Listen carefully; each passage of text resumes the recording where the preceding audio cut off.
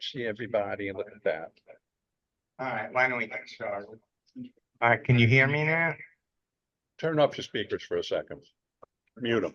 Mute the speakers for a second. I am muted. No, the speakers, not your mic. Yeah, it is, it's muted. They're on, we can hear you. I can unmute it. If you want to unmute it, then it can be loud. Oh, that's, Oh, you're talking at me.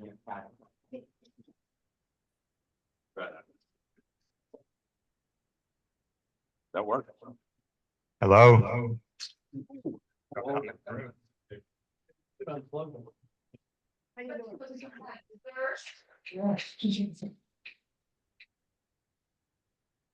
Okay. Can you hear me? Yes. Can you hear me on Zoom? Very well. Bob? Yes, sir. Bob can't hear me.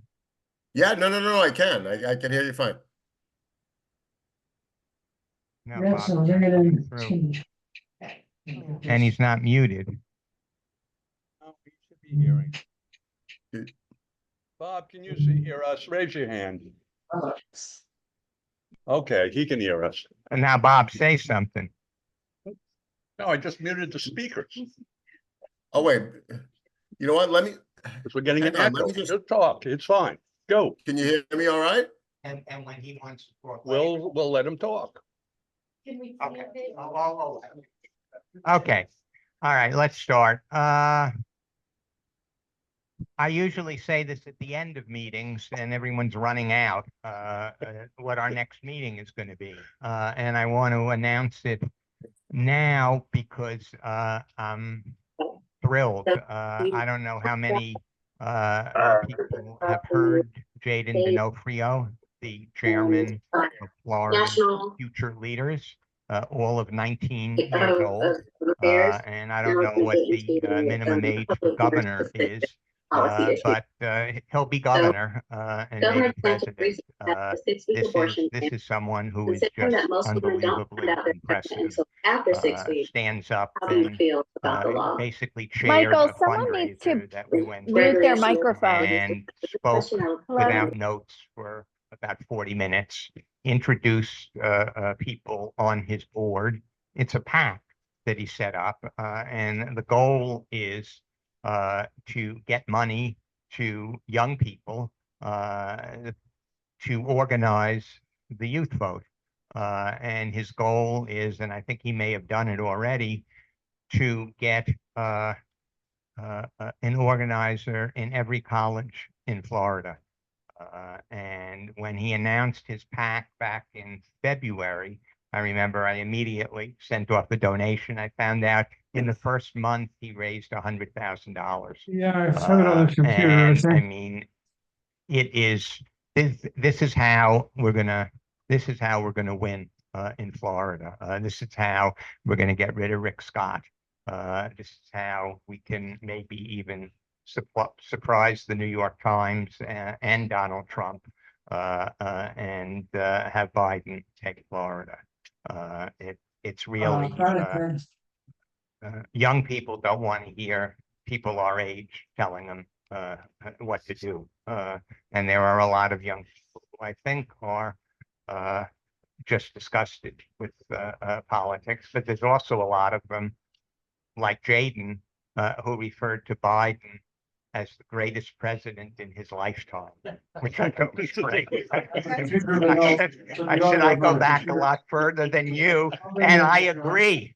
You know, he's been the greatest president in my lifetime. No one has done with what he had. No one's accomplished. Not Obama. Not even. I mean, and they had, or at least the first couple of years in LBJ for all of its presidency, substantial Democratic majorities, both houses of Congress. Where are you, babe? What do you want to do? Biden's Where do you done wanna it with sit? a split Senate in his first 2 Okay. years and maybe get 5 vote majority in the House. So I hope you'll be able to come and tell people about that. We're going to try to get some more money to him, because I think he said it takes $9,000 to pay him to get youth organizers out. And these are the people that can get young people registered and get them to the polls. So I guess we should start the debate. Let me just lay out the framework. Opening and closing statements, of course, 3 minutes for opening, 2 minutes for closing. And then I think we have about 6 questions. 2 minutes for each answer. And then 1 minute replies. And then 1 minute stir replies. So if Alexia starts, Greg and Craig. You want some cake of that? Sure. We start again with Alexia.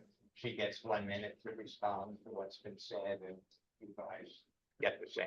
So, and then Star has the thing she'll be holding up. Michael Cadwell is one of the worst public I guess speakers I've ever had the there's no misfortune. questions. We'll get started.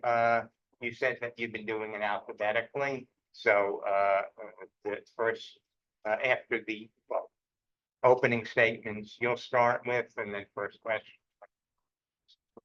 And hopefully we can keep track.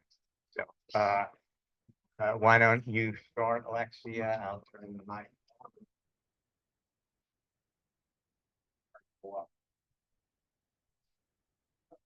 Should be on. Yeah, can you can hear it? Yeah. Oh, okay. Thank you so much. I am very excited about being here today. As you know, we are exactly 60 days from our primary, our Democratic primary. So it brings me great joy to be here with each of you tonight. And I think 3 minutes is the longest we've had for an opening, so I can take my time. My name is Alexia Cox, and I am born and raised here in Palm Beach County. This is the place that I've always called my home, the place of my birth, the place where my parents live. All of the people that are nearest and most dear to my heart live here in this community. And so it brings me nothing but a pleasure and great honor to be able to serve as a prosecutor right now, currently, a role that I've been in for 16 years, but also to have the opportunity to lead the work of an office that I love, the State Attorney's Office. A little bit about me background-wise. As I mentioned, I'm born and raised here in Palm Beach County. I graduated from Suncoast High School, and I describe myself as what some would call the American dream, someone who had to work hard to make it, put myself through undergraduate at University of Central Florida, and also at law school, Florida State University College of Law. And I came home to be a public servant. That is my choice. That is what I decided to do. I graduated with honors from both of those universities, but I came home to serve. And I have been a public servant for most of my 18-year legal career. But I've been a community servant and a community leader from the time I got back here to Palm Beach County. I've served on nonprofit boards. I mentor. I do a lot of work in the community to support and uplift young women, young single mothers. I myself am a single mother, and I was very young as a mother. And I believe that we have to make sure that we're giving back to people in our community. Now, my role as a prosecutor, like I said, it started as soon as I graduated from law school 18 years ago. I started day one at the State Attorney's Office working in our domestic violence division. And it was a unit that taught me how to really be empathetic towards victims, supporting them, and making sure that they get the best outcome possible, right?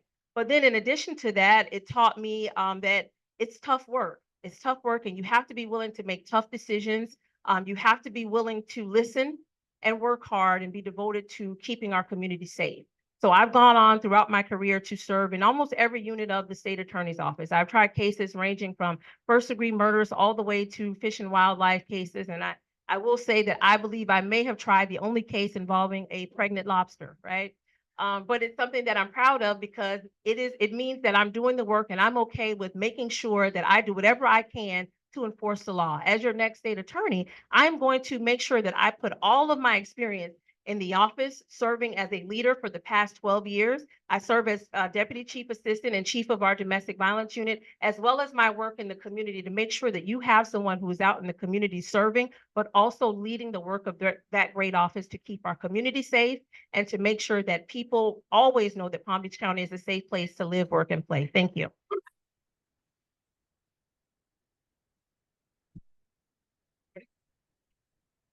Good evening. My name is Greg Lerman. I'm running for state attorney. For 39 years, I've been a criminal defense attorney locally in Palm Beach County, both in the federal court system and the state court system. Because of that, I've touched every part of the state attorney's office, meaning county court, circuit court, juvenile, appeals, post-conviction. I have a relationship with every part of that office. I know the good, I know the bad. A guiding principle in my life is a phrase called tikkun olam. What that means is to heal the world. I think it's our obligation as citizens to make the world a better place, to make Palm Beach County a better place. I have tried to do that as a criminal defense attorney. And I could cite any number of examples of clients who were going down that wrong path, some who went to prison, who turned their lives around, some who own drug rehab centers in North Carolina, who are in college now. One just signed a $100,000 NIL deal with a college, the University of Louisville. Why do I say that? Because the state attorney's office should not just be about prosecuting. That's obviously its primary feature, but it needs to develop policies that get people out of the system and keep people from getting in the system. The policies of the state attorney's office cannot just be cookie cutter policies. We need to deal with the drug problem, the mental health issues, the homeless issues, crimes of violence. There are people that need to go to prison, some forever, some for significant periods of time. Some need to just do a county jail sentence. But the majority of those charged with crimes need the help and the policies and the program to get out of the system so that they don't become repeat offenders. That's why I'm running for state attorney. We need a state attorney's office that stops crime from occurring to start with and stops crime from happening again and gets people back to being functional citizens. That's why I'm running. I ask you to support me, Greg Lerman for state attorney. Hi, everybody. My name is Craig Williams. I took a completely different path and I do different work than those other two. I've been a prosecutor since 1993. What brought me there was I was a victim of a horrible crime when I was 16 years old. So my brother had passed away in New Jersey when I was 13. It was in a horrible car crash. My parents are so devastated they couldn't stay anymore and they packed up. They moved us to Florida. I worked in a gas station down in Broward County, and I was the only one there. I was 16 years old, working at night, and 9 o'clock at night while I'm getting ready to close, a guy comes in with a 1-year-old baby. He holds me up at gunpoint, forces me into the bathroom. Because remember, in the old days, they had the bathrooms on the side of the gas stations. Because this was like 43 years ago, and he pistol whips me over the head, beats me several times, splits my head open, where I had to get staples on my head, threatens to kill me, steals all the money. Basically leaves me for dead on the ground, and he drives off with the baby. But luckily back then, he had a gas cap that had a key where you needed to open it with a key. So I had remembered what the keychain looked like. I remembered the stickers on the back window. I was able to identify him. The cops found him the next day, and he was prosecuted. And 16 years old, terrified. We had live lineups back then, and I was able to pick him out in the live lineup and went to trial. Big high-profile defense attorney represented him. And luckily, the jury didn't buy it, and he was found guilty, and he got sentenced for 15 years in prison. He had just gotten out of prison and then robbed me with a firearm and beat me over the head and basically threatened my life and ruined my outlook for the rest of my life. That's what he did. So that prosecutor was so awesome, the way she treated me. That's what led me to become a prosecutor. So I'm a chief assistant at the Palm Beach County State Attorney's Office. I've been a chief assistant for many years. When I started, back in 93, my goal has always been public safety, making sure that this community is as safe as possible for every one of you. Violent criminals get prosecuted, and I stand up for victims. I've tried more than 500 jury trials as a prosecutor, more than anybody else, because that's how much I care about our community and making sure that those victims of violent crime get justice. That matters to me every day. And that's where my passion comes from. It's different than anybody else. You can't do that. That's either in you or it's not in you. And that's why I've tried so many cases and fought for you guys. But so I'm a chief assistant and I supervise 45 felony attorneys, 45. So I got my hands full. But you know what? When I took over 12, because I had left, we had a bad state attorney, and then I came back under Dave Ehrenberg. So Dave had me running his felony unit. We were dead last in the state of Florida when I came back to run that felony unit. There are 20 circuits. We were 20th out of 20 for conviction rate, which means they're doing a terrible job and they're prosecuting the wrong cases. That's what's going on. We have a 95% conviction rate. Within a couple of years, I got us into the 90% conviction rate. We're number 3 in the state out of 20, and we're a big circuit. That's what I offer to everybody. That's public safety. It's protecting you guys, and it's doing the right thing for everybody. It's treating the people that need help the right way, and it's treating the people that are hurting victims the wrong. Am I out of time? Okay. What's so valuable to me is all that work. I've worked with your police officers who are out there putting their lives on the line all the time. And here's one of our members from the Palm Beach County Police Benevolent Association. They have endorsed me. And not only they have endorsed me, they have 5,000 members in the Palm Beach County PDA. Not only they endorse me, they're enthusiastically going out with me and getting the word out about how different the 3 of us are and how different the safety is in our community is going to be. Thank you.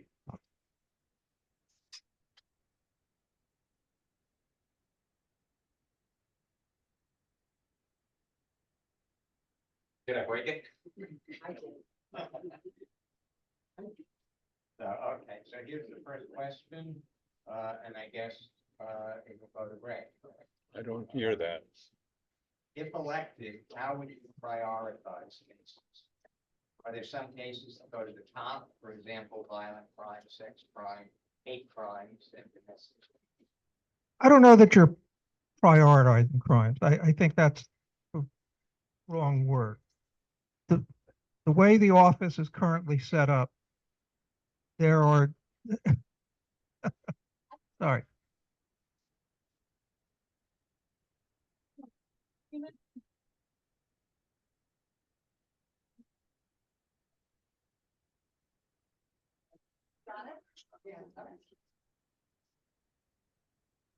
All right, ready to start again? All right. I think the word prioritize is the wrong word. The state attorney's office is currently set up in a fairly good way as far as divisions go. There's crimes against children, there's capital division, there's major crimes, dealing with crimes against violence. There's traffic homicide, there's county court, there's circuit court. Each of those divisions works well. Juvenile, obviously, and then there are cases that are left out in Belgrade because we have a separate courthouse out there. So every case, quite honestly, is important. If you're going to, it's not so much prioritizing, but there are cases that need, or maybe individuals is the better word, that need to certainly be taken seriously. Those who commit sex crimes, crimes against children. Right now, human trafficking is a big problem. The same, obviously, with homicides. Each of those cases needs to be looked at on an individual basis. As I said before, I'm not a believer in cookie cutter policies, and sometimes there's factors that need to be looked into as to why a particular crime occurred and what was involved in it. So prioritize or a priority is not necessarily the way I would look at it. I think it's having the appropriate divisions set up as they currently are within the office. All right, so I disagree. I would prioritize cases. We spend a substantial amount of time and resources prosecuting cases that have nothing to do with your quality of life, that have nothing to do with your safety. Our job, we are public safety. We are the ones that, when the police go out and they do that work and they investigate the case, they find the criminal, they gather all the evidence, they bring it to us. You want somebody who's going to actually make sure that that case is prosecuted properly and that that victim is going to get justice. You hear a lot about defendants, you hear a lot about all different kinds of people in the criminal justice system. Who do you never hear about in the criminal justice system that they're doing stuff for? Victims. Nobody ever talks about victims. I'm different than everybody else. That is my priority, and that will always be my priority. Victims deserve representation. We are the voice of victims. If we don't do it, nobody else does it. I will fight for every single victim and every single case. When it's not a victim case, it's not a priority. If they're not out there hurting people in the community. But if you're hurting people in the community, you are going to be held accountable for your actions, and we're going to deal with that. And we're going to make sure that that victim gets justice. So absolutely, I will put many more resources into making sure that we properly prosecute victim cases.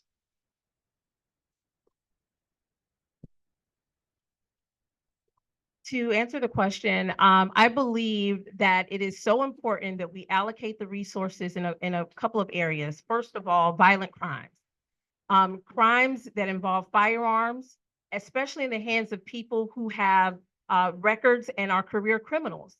We don't talk about the career criminals, and that's why in our office right now, we have a career criminal, and that's a career criminal unit, and that's the unit that I was absolutely for. And I believe that when I become state attorney, I will be able to devote more resources to that to make sure that we utilize all of the tools that we have currently that are not always used to make sure that career criminals and people that consistently are in and out of the system, victimizing people in our community, they are held to account to the greatest extent possible. I believe also that we need to devote more resources to our seniors.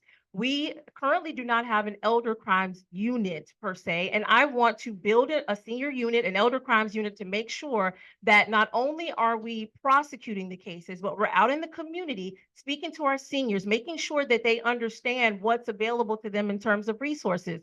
Being a domestic violence prosecutor for so long, I am a person sitting here who has been with victims in the community and prosecuting cases on their behalf each and every day.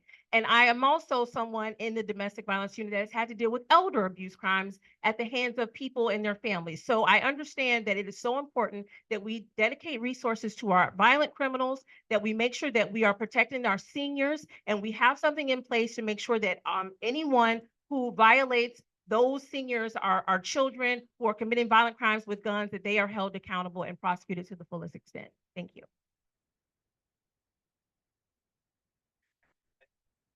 There are, you get to reply, you began, okay? So if you have anything, and you don't have to, if you have any comments on what was said, this is your opportunity, and the same for the next. Look, we all care about victims. I think it is simply wrong to say that we don't hear about victims. We hear about victims in Tallahassee. We hear about victims here. As a criminal defense attorney, we see the concerns of victims always being brought up. So I just think that statement is absolutely wrong. Violent crime is taken seriously here. There is one specific area, and Ms. Cox actually just brought it up, that is not taken seriously here, and that's elder fraud. Time and again, especially over the last 6 months or last year, I have been getting emails from victims of elder fraud, those who represent victims of elder fraud, saying that it's ignored. I've been told by people within the state attorney's office that it's just too difficult. It's too difficult to prosecute crimes involving the elderly. I had a former prosecutor from Broward County send me an email just the other day about a case that he presented to the state attorney's office and law enforcement presented to the state attorney's office, and it was no file being dropped. It was ignored. He explained the facts. It shouldn't have been. It happens all the time. Those are the victims who are ignored. Well, I work there, and I would absolutely disagree with that. And I think you can talk to your police officer here, and he would tell you that that's absolutely not true. What makes it difficult, a lot of the fraud from elders, it happens through technology. And it's very difficult to catch who the suspect is. Because do you know where most of it's happening? Area. It's coming from other countries. They're doing this from Russia. They're doing this from Turkey. They're doing this from other countries. The internet has opened up access that the entire world can try and scam everybody no matter where you are. And unfortunately, a lot of people fall for these scams that are elder. They somehow get in, they ingratiate themselves with it, and they do things that, we would all say, my God, don't ever do that. And they do things like that, and it ends up, they end up losing money. It's very difficult to prosecute those cases because the police can't even catch the person. They don't know how to, the federal government, the FBI has some of the best technology in the world to go track them down, and they can't even do it. It's just a very difficult crime. And then you hear about this artificial intelligence. Be very scared of artificial intelligence. You know what it does? It makes it easier to be a fraudster. Way easier. They're going to have so much more access to get to all of us and steal from all of us. Artificial intelligence is the worst thing for crime that's ever happened. And that is why you need a leader who has vision. Listen, technology is always going to be a step ahead unless you're trying to stay a step ahead of it. I have been, while I've been in the office as well as during this campaign, I've been very intentional about finding ways to fight back against those types of crimes that we have routinely said that we're unable to prosecute. I've spoken to individuals at the U.S. Attorney's Office. I've been speaking to chiefs of police, including the Delray Chief of Police, because I want to make sure that when I take the helm of that office, that I've done everything that I can to make sure that we can try and prosecute some of those cases. I believe that it is possible, but it takes time, it takes attention to detail, and it takes making sure that you have the right people in place, the right collaboration between agencies to hopefully move the needle. So my answer to the public is not going to be that I can't. It's going to be that I'm going to do everything that I can to make sure that I seek justice.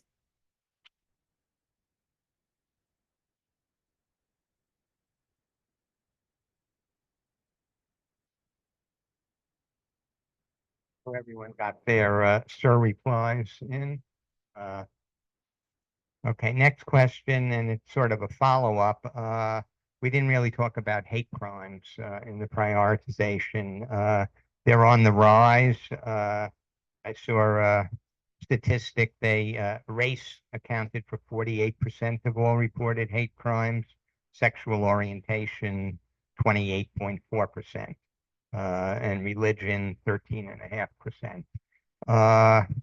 Is that something that would affect not only prioritization, but also, and I'm not even sure if you can seek longer sentences I guess in federal law you can. I'm not sure if in Florida you can, but if you can, would you? And I guess you start.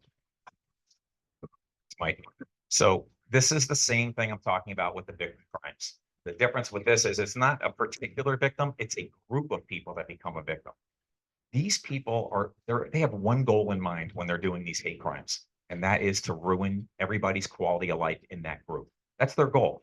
So they want to victimize, instead of doing one person as a victim, they can victimize as many people as possible. So they can get a group of success by threatening these people's lives, threatening everything about them. And yes, do you prioritize that? Absolutely. Hate crime. So the problem is that you need an individual crime to make hate crime an enhancement on top of it. So if I attack somebody out of hate, yes, that's an enhancement, and I would absolutely, as much as possible. But you know what you need? You need a good state attorney who is respected by all the people in the office. Someone that those people want to work for, that they see has that passion like they do. You want somebody who's going to bring the best. And because this can't be done unless you have the best prosecutors. It's just not possible. So you need to have the best prosecutors in that office. You need them to have the same vision that they want to make sure that they protect our community. It's all about public safety, and people that are out there hurting other people, they will be dealt with appropriately. And that means that the victim is going to get justice.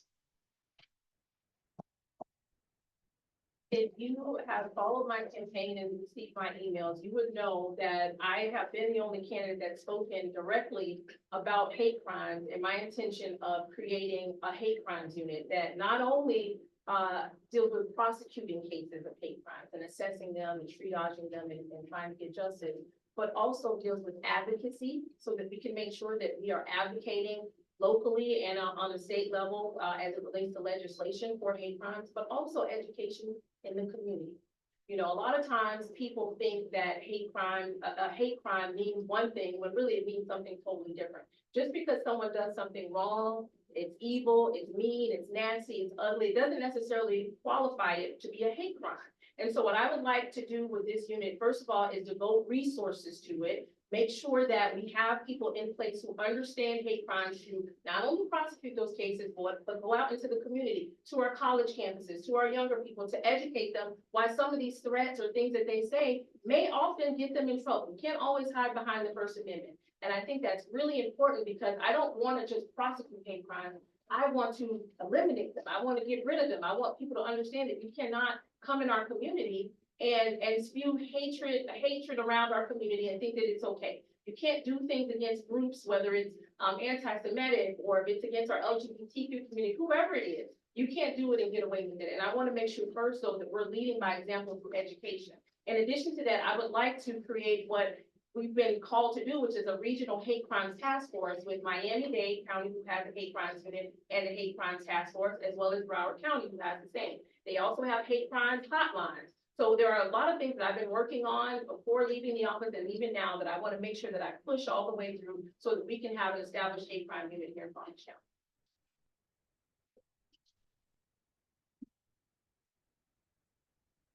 County. Ready? Got it. I would know. Make sure that's on. Thank you. It is now, yeah. Should be a light. There you go. No, That's red. that's good. Try it. No? Not really. Try that one. Bit of a working time. All right. There you go. Through my involvement with the Jewish Federation, I'm on the Jewish Community Relations Council, a subcommittee of that council, and my involvement in what's now the Anti-Semitism and Hate Institute that the local Jewish Federation of the Palm Beach has put together. I've been dealing with issues of hate in Palm Beach, not just anti-Semitism, but any hate. The problem is it is a difficult case to prosecute because it happens in the shadow.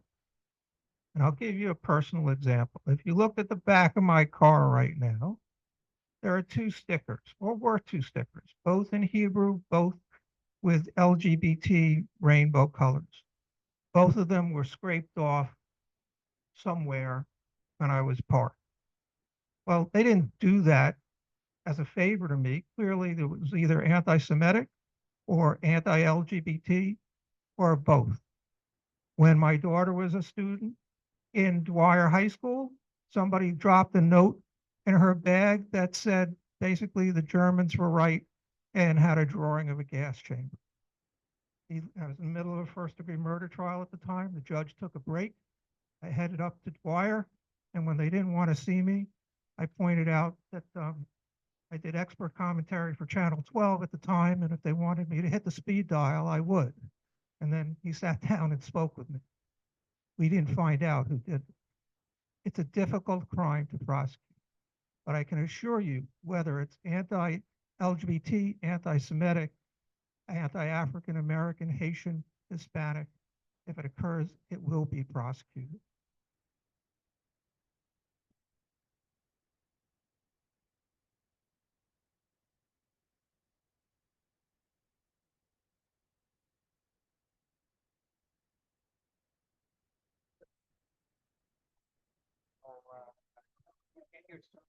Well, if you're satisfied, you don't have to, because yeah, okay. All right, now we can start it. With 1, 2, 3. Yeah, okay, so I'll, Right. have a new question and on a lighter note. As we all know, Donald Trump's been indicted 4 times, twice in federal crime, twice for state crime, and was just found guilty in New York State. Are there any crimes for which he might be prosecuted in a Florida state court? Michael, sorry to interrupt. That mic is still off. If he fails to surrender his file.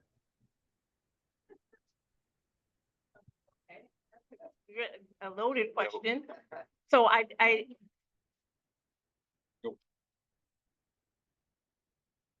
Got a a couple very, very interesting question.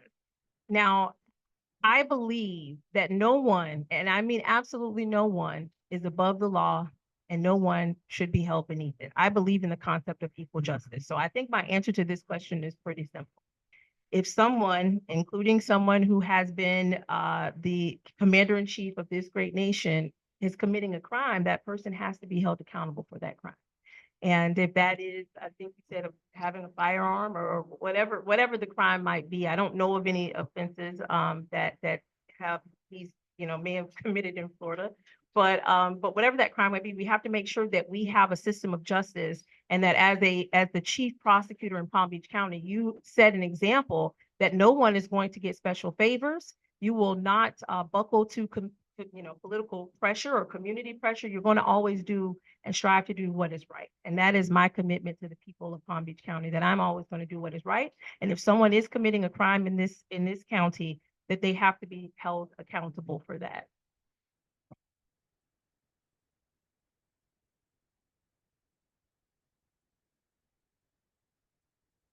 I'm just waiting till you say go. All right. Look, we talked about prioritizing cases. Prosecuting Donald Trump and taking up the court time and the cost of prosecuting him in Palm Beach County, I think would be a waste of dollars and court time, quite honestly. Are there crimes that he could be prosecuted for? Well, first, I don't know if he has any firearms. I remember, I think it was a gold firearm that somebody gave him as a gift that he was auctioning off. And I guess if he still has it, he would be guilty of possession of a firearm by a convicted felon.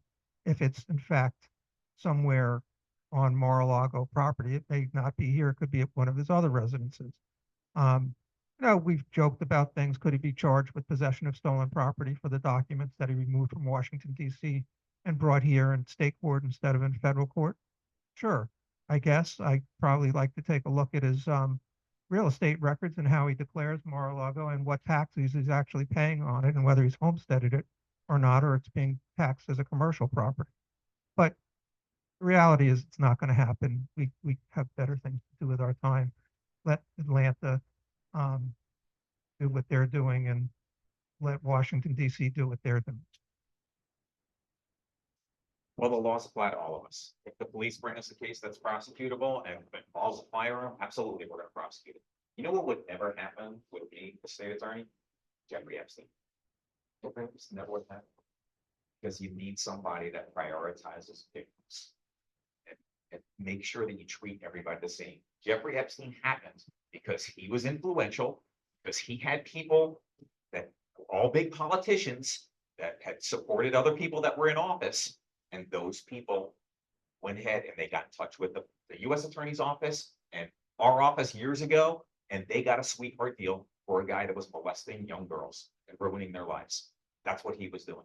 That would never happen with this guy.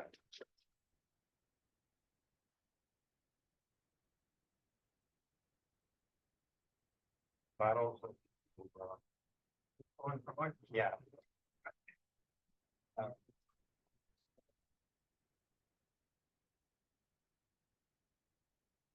Keeping in mind the fate of Andrew Warren and Monique Worrell, how do you feel about enforcing Florida's 6-week abortion ban?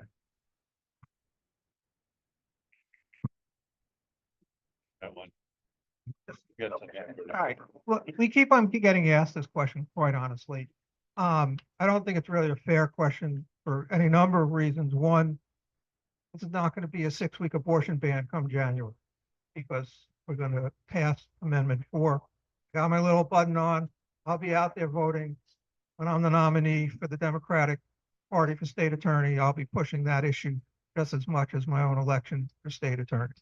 I've said before and I'll repeat it. The fact is that from my perspective, the state attorney get to set, we talked about priorities in our office. And if there was ever going to be a low priority, that's going to be a low priority. But we're going to pass Amendment 4. We're going to solve this problem, take it out of the hands of the legislature, take it out of the hands of the governor, and women will have their reproductive rights restored in the state of Florida and in Palm Beach County. Yeah, this is a law that offends me. Who do you trust? First of all, are there any laws about men procreating? This is a law that punishes women. And that's what it does. And you know who I trust? I trust my wife to make that decision with her healthcare provider and her family. I trust my daughter. My daughter Emma's 26 years old. Trust Emma to make that decision with us and with her family and with her healthcare provider. And I trust my daughter-in-law, Rochelle, who's 30 years old now, to make that decision. And she's a doctor out in Oklahoma. And she's terrified of what the laws are in Oklahoma. It's really bad. And they're similar here. But I agree 100% with Greg. It's going to pass. And come January, everybody's going to be fine. So make sure you get out and vote for it. Amendment 4, voting for yes. So as the only woman sitting here and the person who would make history as being the first woman to hold this office, I love being asked this question because yes, I absolutely believe that the law is going to change in January. And I believe that we're all going to do our part to make sure that women have the right to choose to do whatever they want to do with their bodies. Because to me, this is not about abortion. This is about healthcare. It's about a woman's healthcare choices that should be solely up to her and her doctor, right? But what we don't talk about is if that very tiny percentage of if it does not pass, what will we do? And I think that that is really what the question is. So I'm going to answer it. If you have to decide, or if someone has to decide what to do with cases that come to our office, I would want it to be me, a woman who has had a child, who has had to and understands what that decision is like when you have to make a decision about your reproductive rights. And so if for some reason Amendment 4 does not pass, and I pray, and I will work just as hard to make sure that it does, as well as when I'm campaigning for myself. But if for some reason it doesn't, then there is going to be someone at the state attorney's office that will have to review those cases should they come in. And so you have to decide, who do you want to review those cases? And I submit to you that the best person to do that would be a woman, someone who has actually had to make that type of choice and that decision about her own body. Thank you.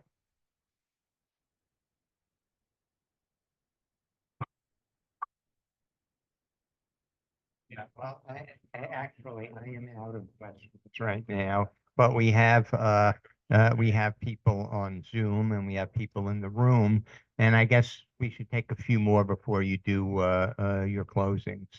Okay, so is there anyone in the room with a question? Anyone on Zoom? Read that one from chat. It's from John, I think.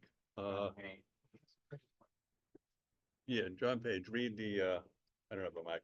Oh, well, they'll hear me. Dave Arenberg told me several months ago that he and Carrie are continuing to separate the sentences of convicted felons from fines and fees, and I think restitution, thus allowing these returning senators to vote. Will these candidates, if elected, continue this practice in Palm Beach County? Great question. So the good news is I actually was working on that specific proposal with the public defender's office. So Dan Eisinger and I got together along with Al Johnson, who's another chief assistant at the office. And we're the ones that work with them to prepare this form and the agreement so that we could, and we also work with the group for the returning citizens to make sure that they could gather up all the people. We could give them the forms, and we all did that because we want to get people back into society again. We want to make sure that they're productive members. We don't want to keep punishing people after they've served their sentence. We want them to be free to go about and be good citizens so that they don't stay in the criminal justice system. And by keeping these restrictions on them, you're just making it much more difficult for them to be a productive member of society. So absolutely keep this going. And with many other things, we want to make sure that everybody that's done with their sentences can become productive members so they don't commit any more crimes. Short answer to that question is yes, I fully intend to do so. But in addition to that, I intend to continue our sealing and expungement workshops because we all know that there are many people who feel that by having anything on their criminal history. And I know people who are just so excited every time we host those workshops to have an opportunity to have something removed from their criminal record, an arrest or a case where maybe they received a withhold. They're excited about the opportunity to have something sealed or expunged so that it can allow them further opportunities in life. So yes, I intend to make sure that we are separating those fines and fees, but also make sure that we're having we're using our power and our resources to help returning citizens, those that are in our reentry programs, but also people, just average people who have something on their record, our everyday people who go to work, who want to advance in their careers or go to school or whatever it is, and they want an opportunity to have something taken off of their criminal record. And I think it's important that we give them that opportunity. So I intend to continue that work as well. I'll probably give the shortest answer because the fact is we all agree with each other on this one. I mean, the answer is yeah. No, we want people to be able to vote again. I know people that have been convicted felons for 10, 20 years that can't vote because they have fines or restitution or things that need to be taken care of. The problem's going to be we're getting it done here. The problem's up in Tallahassee because Tallahassee, it'll take 3, 4, 5 years to get it done, to get your rights back. That's where the logjam is. That's where the real problem is. Public defender's office and the state attorney's office and the court system can work together all day long. But as long as the Republican governor and the Republican legislature make it difficult to do something real with that, you know, working together, they're still not going to be able to vote. So it's not just voting for one of us to continue that. It's voting for other Democrats to get into the state house and the state senate to change the rules to expedite returning citizens' right to vote.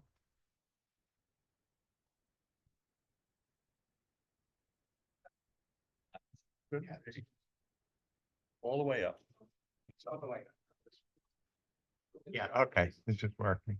Yeah, do they even know how much money in fines people owe? Yeah, I mean,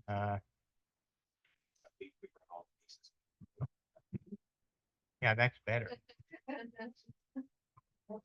It's something like that here tonight. All the way up. Goes all the way up.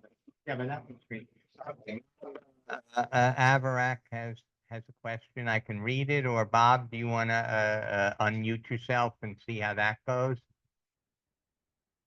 Okay, I'll read it. Okay, Uh, I'm here, Mike.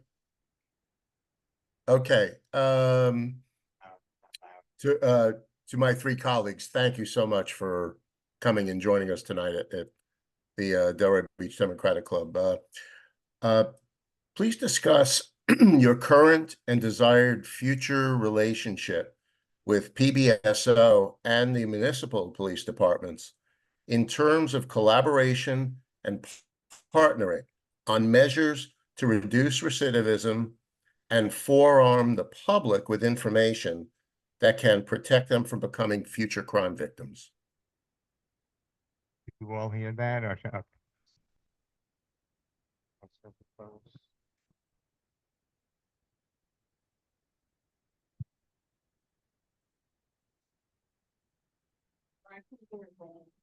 Okay, so please discuss your current and desired future relationship with PBSO and the municipal police department in terms of collaboration and partnering on measures to reduce recidivism and forearm the public with information that can protect them from becoming future crime.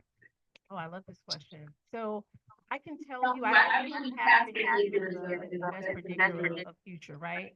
And so I can tell you that currently I go out all the time with police in West Palm. I stand on some of the most dangerous and violent intersections, and we have participated in what's been called their peace events through Project Push, praying until something happens. And it's a way to bring the police and the community together. There was a basketball tournament. There was a gospel celebration one weekend. And those are the types of things that you do when you really care about the community, you care about public safety, and you want to make a difference.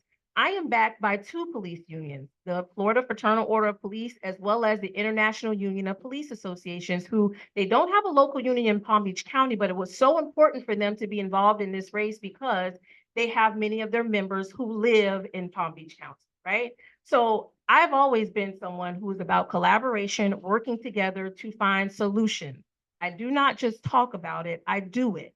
And I will continue doing everything that I've been doing in my career to help promote public safety and reducing crime, the things that I have been doing in the community all these years, not just being a prosecutor, but also being in the community, building community.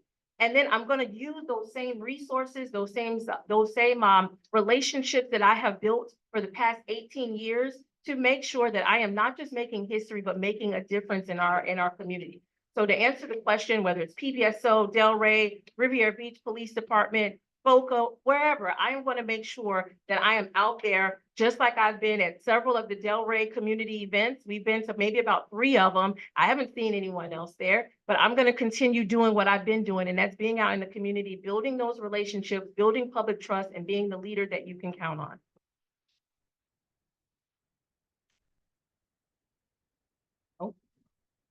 All right. I think that there needs to be a working relationship between the state attorney's office and the school system to start with, as far as keeping people from getting into the system. Meaning assistant state attorneys need to be sent out, take the time with the assistance of the school board, starting in elementary school, going into middle school, going into the high schools, talking to the students, bringing in, if it can be done, those individuals that we just talked about, returning citizens, and having them talk to the students about the choices they made and how it impacted them and how they need to not go down that path. As a defense attorney, nothing has saddened me more over these 39 years than when I'm standing next to some 15 or 16-year-old that committed a crime with a firearm. It has deeply saddened me to see these kids go to prison for 5, 10, 15, sometimes 40 years because they don't get it. And somehow we need to beat it into their heads, not physically, but verbally, through example, that that is the wrong path.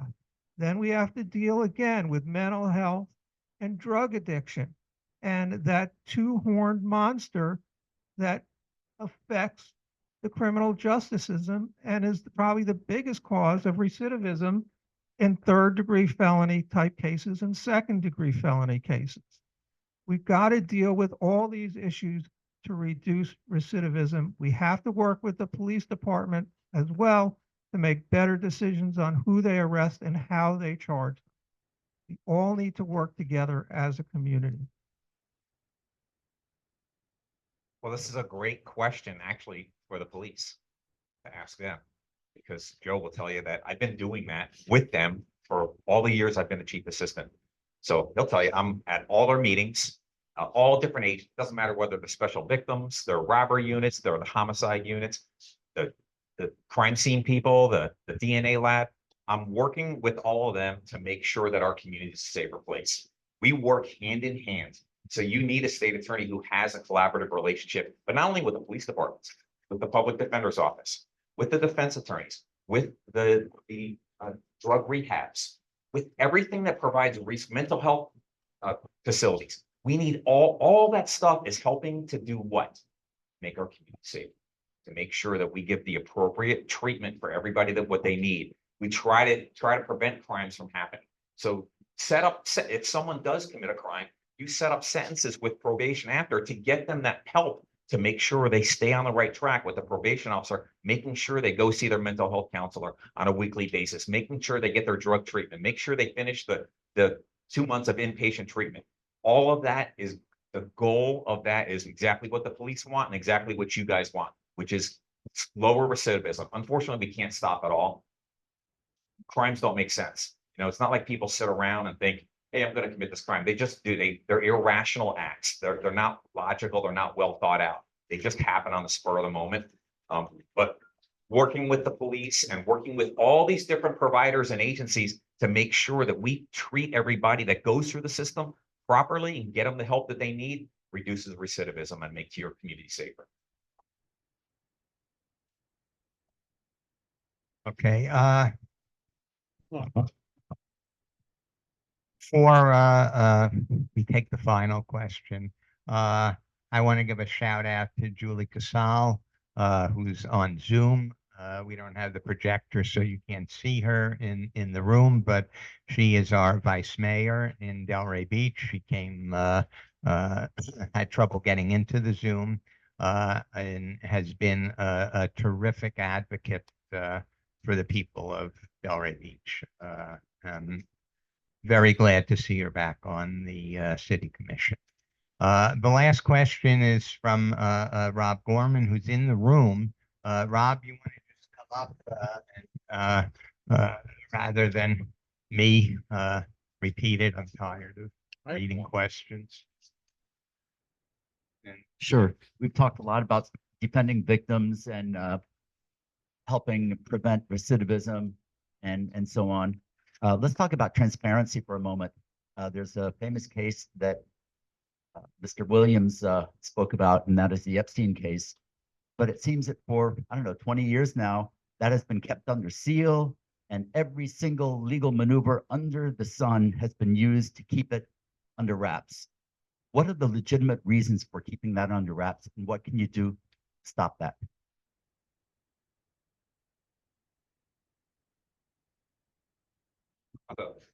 So I'll go because I wasn't there at the time that this went down, but the part that's being withheld from the public is the grand jury proceedings. So unfortunately, in the state of Florida, when whatever is in the grand jury, it's a crime. Whoever discloses the information from the grand jury, it's a crime. You're committing a crime. So that's the problem, is that there was no legal authority to release what happened in the grand jury until they passed a law that allows that now. So I think that was effective. I think it's effective July 1st, that law, so that all that information is going to get released. But this is my goal. You know what we don't do?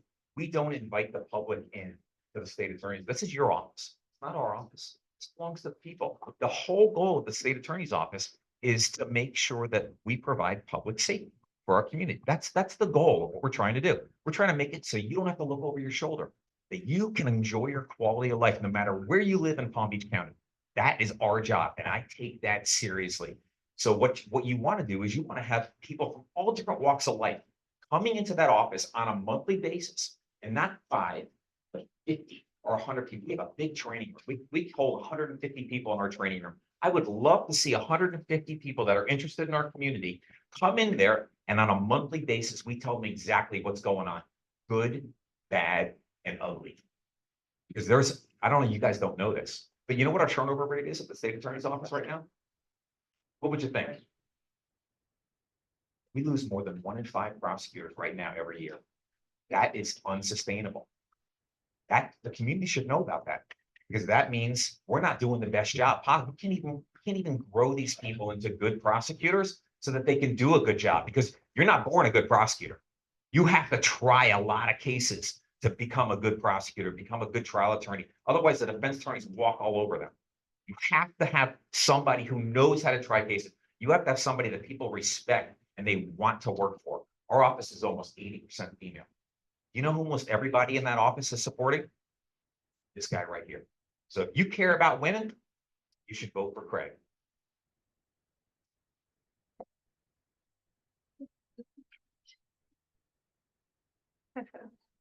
So to answer your question, I do agree about the grand jury transcripts.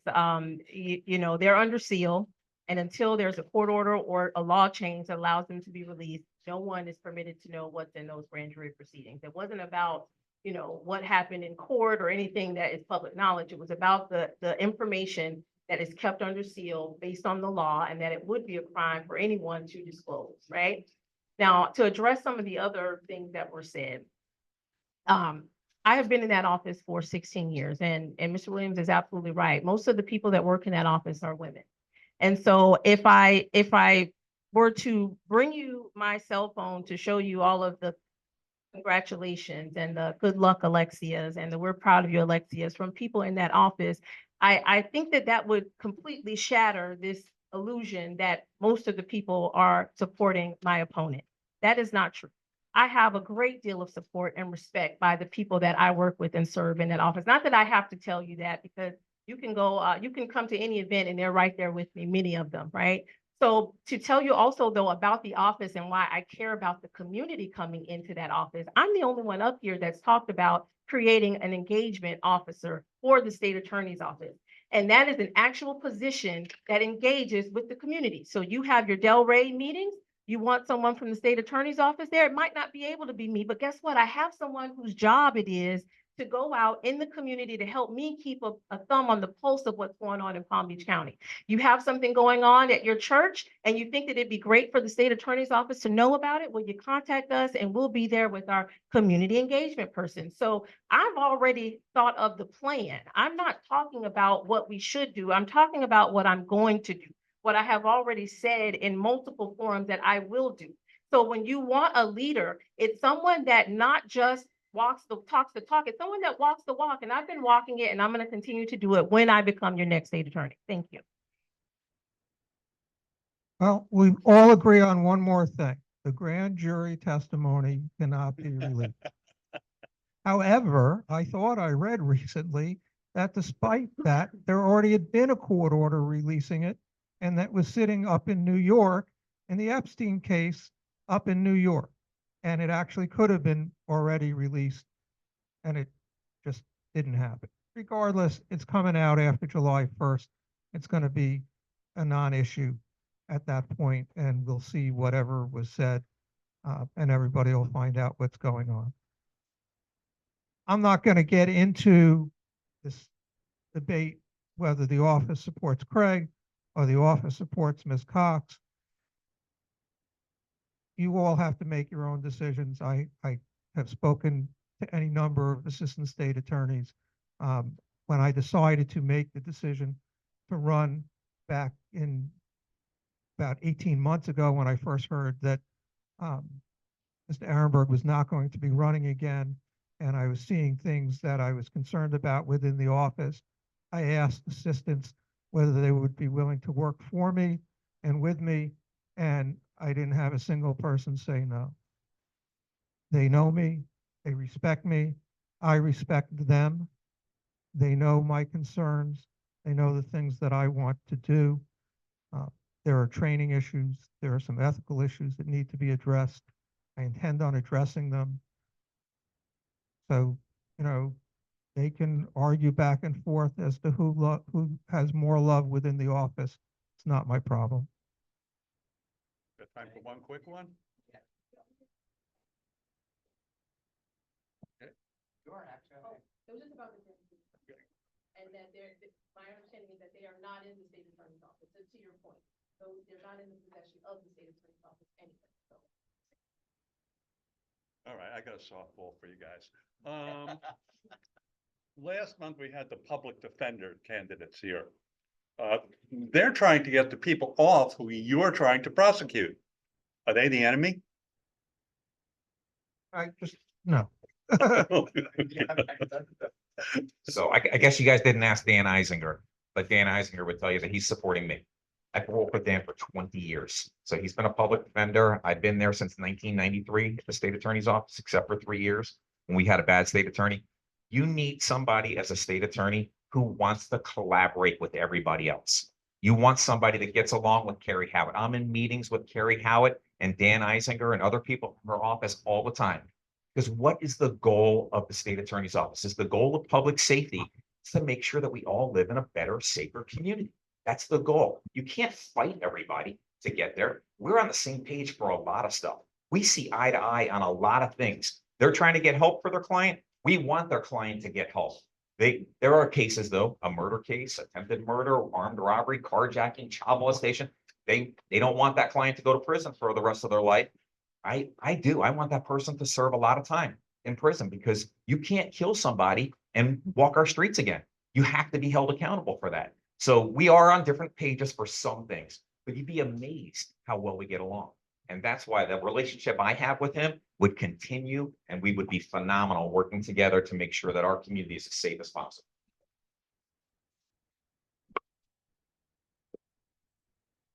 The nature of the relationship between the state attorney and the public defender, it's adversarial typically. That's just the way that it's set up. However, I think there is a certain level of, or spirit of cooperation that you have to have in order to get certain things done.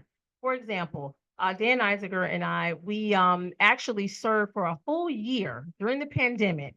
We had 3 meetings a month serving as co-chairs. We were co-chairs of the City of West Palm Beach Mayor's Task Force on Equity and racial and ethnic equality. I think that's what it was. The mayor wanted a task force to really do a deep dive into all levels of government for the city of West Palm Beach. And Dan and I were appointed as co-chairs of the Criminal Justice Subcommittee. So we worked together for 12 months. We had 3 meetings a month with our subcommittee.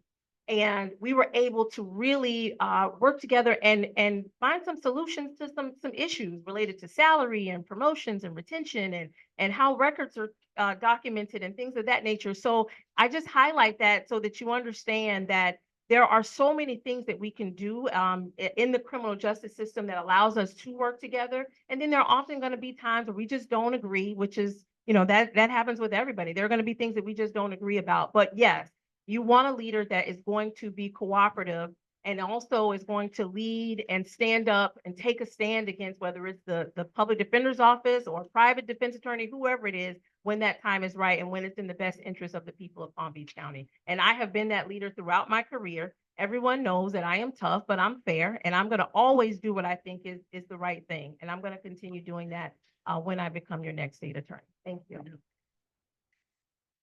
It's an adversarial process, obviously, but the process breaks down if you don't work together, period.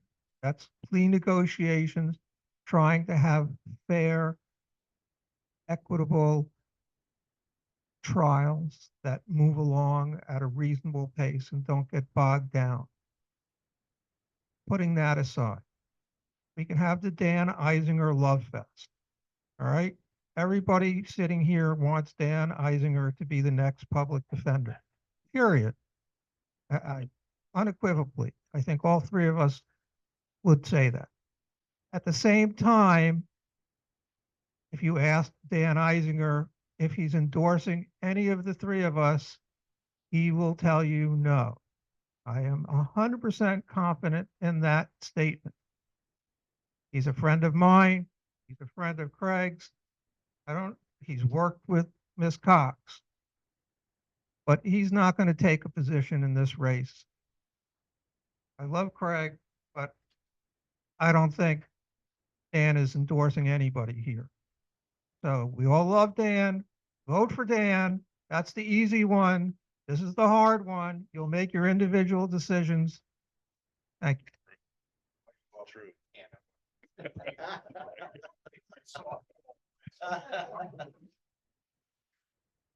Right. Yeah, all right, so we can only, or I mean. Right. Three-sided form. Yeah. Hey, okay. 2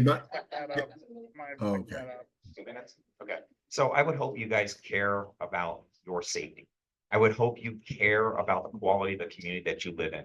I would hope, and Dan's a real easy one. My wife has talked to Dan multiple times, and she'll tell you, ask her who Dan's supporting. So out of his own mouth, he is supporting Craig Williams. So he's friends with everybody. Dan's a really nice guy. Ask my wife. So I've been blessed. I've had such a good life. I have been married to this woman for 37 years. So Liz this is on channel 12. She's been there for 33 years. We have 2 beautiful children, Casey and Emma. Casey's 29 years old. He's a dentist. He's married. His wife is in medical school to be an oral surgeon. And then our daughter, Emma, she's 26 years old. Emma's also a dentist. And she just moved. She just got married in April. She just moved to Oklahoma to practice with her brother. Her husband, Kevin, he works with JP Morgan as a financial advisor. And I'm just so blessed. I have such wonderful kids because of this woman.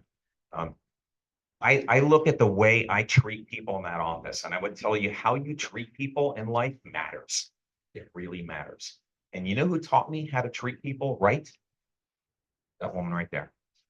Right there. I owe the way I treat everybody and the way I fight for victims and the way I act in the courtroom and the way I treat opponents and treat judges and treat jurors and treat witnesses and treat victims to that woman right there.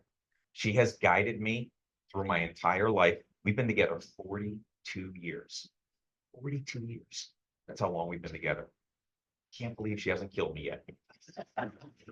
But I am so blessed to be married to this woman. And I think that's why the women at the office, they really love working for me. They have respect for me because I respect them. Because I treat them the same way that my wife would want them to be treated, with respect and dignity. And I bring out the best in everybody. My management style is to bring out the best.